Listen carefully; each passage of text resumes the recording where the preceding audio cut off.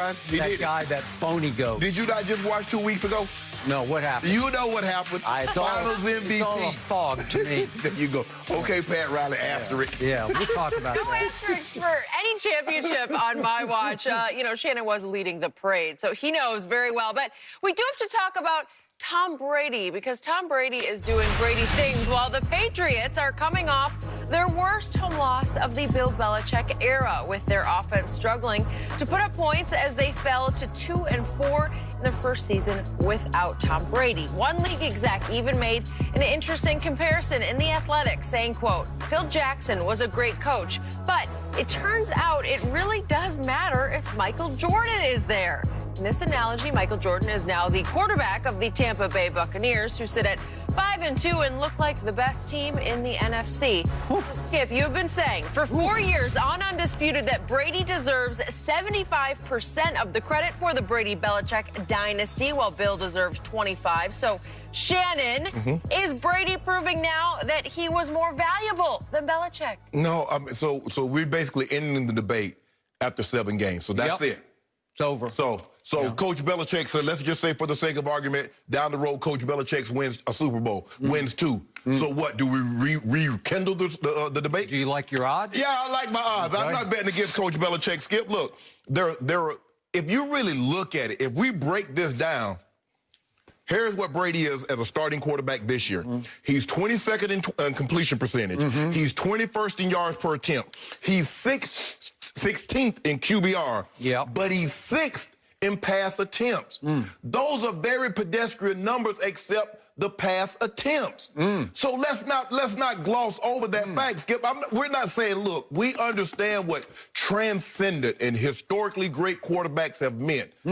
Not just to the Patriots, but to every organization. Because more times than not, Skip, you're not going to go from Joe Montana to Steve Young. You're not going from Brett Favre to Aaron Rodgers. More times than not, you go from Terry Bradshaw, and then you wait 2 decades before you get a Ben Roethlisberger. Or you wait, Dan Marino retires in 2000, and you got to wait until 2020 until you possibly got a Tua. That's what normally happens. So am I surprised that they're struggling this bad? Yes. But did I expect them to pick right up?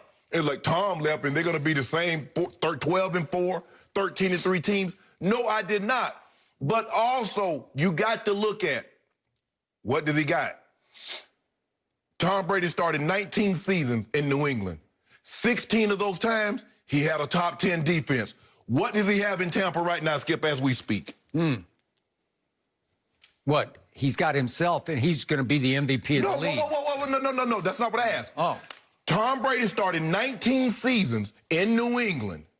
16 of those 19 starting seasons, he had a top 10 defense. I want to ask you again, I'll rephrase it another way. What is it that Tom Brady has on the defensive side of the football in Tampa this year? He chose Tampa because he knew Tampa had a better defense than Belichick ran out there over the last 8 games last year when they were below average. So in other words, to make a long story short, in 20 seasons as a starting quarterback, Tom Brady is about to have another top 10 defense, which would be 17 in 20 years. Also, when people start to say, well, Mahomes is doing this, Mahomes is doing that, everybody says, well, look at those weapons. Not one time has anybody talked about Chris Godwin or Mike Evans or Gronk, or they got the 4th leading rusher in all of football. So we're just going to make it seem like that's all Tom Brady, that he does not have pieces around him. I'm not going to minimize what Tom Brady's doing. Tom Brady is playing better than I thought he would, earlier than I thought he would. That can't be disputed. But Skip, let's not just do this right now, because nobody said, I didn't see Mike Sando's piece in week 1 or week 2. I noticed this piece only came in the last 2 weeks. I also noticed that everybody's writing, since week 3, Tom Brady has this many touchdowns, this few interceptions. So this is what I'm going to do moving forward. Since the age of 42, Shannon Sharp has been the best citizen in America.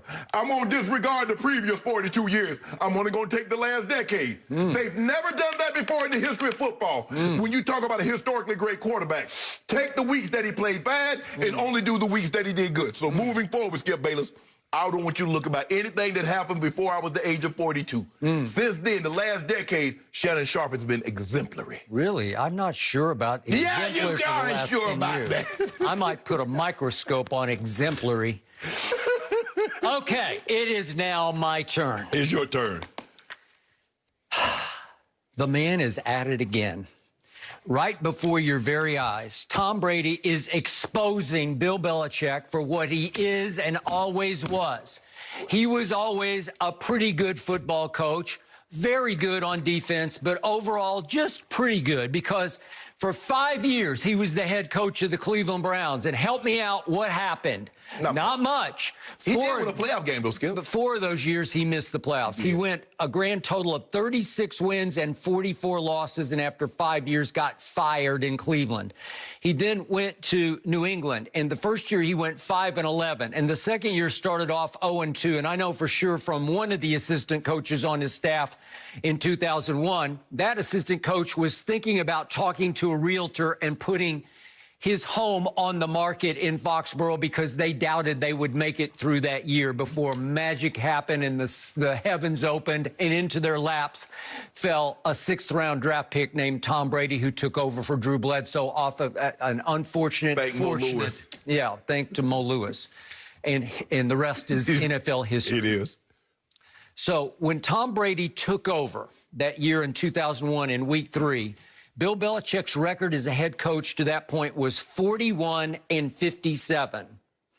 That's 16 games under 500. I'm not saying that's exactly who he is now, but that gives you a pretty good idea of what Tom Brady did for him, because I always tell you, there is one man in sports I do not bet against.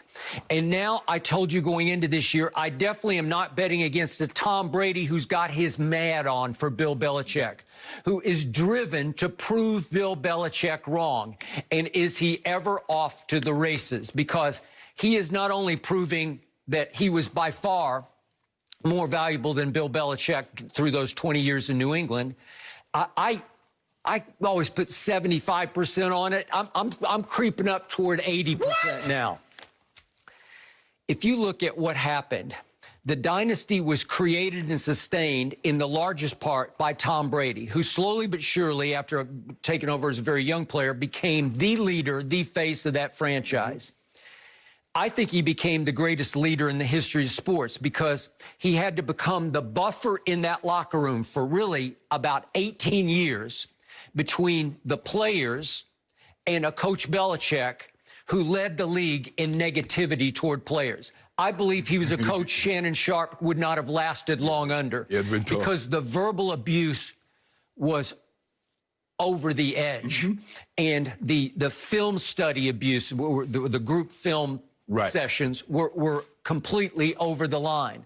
But they always had Tom Brady in the locker room to say, hey, guys, it's okay. That's just the way he is, but we're going to be okay. We're going to win, basically, in spite of the head coach. But Skip, as a leader, as a quarterback, that's half of his job. That's being proved out in Dallas. Everybody thinks it's all with Dak's production on the field. You don't realize off the field what role they play. Okay, I agree with that. But the point is that he even took Belichick off the hook for dozens of personnel blunders, of draft misses, of free agent swings and misses. It just didn't matter. You could bring in any old cog on defense, and he is a very good defensive football coach. But you could bring in any old cog on offense, too, and you could put just a bunch of guys out at receiver, and Brady would figure out how to make it work. Because Tom Brady, with a bunch of Edelmans and Amendolas and Hogans, won 6 Super Bowls with 6 game-winning drives in the fourth quarter or overtime. That is outrageously off-the-charts great. And he also should have won a 7th Super Bowl in the first Eli Super Bowl because he did what he always does. He drove him down 75 yards in 12 plays, hit Randy Moss for what looked like it was going to be the game-winning touchdown with 2 minutes remaining, and then Belichick's defense spit the bit again. And they get a pass for this. Belichick got a pass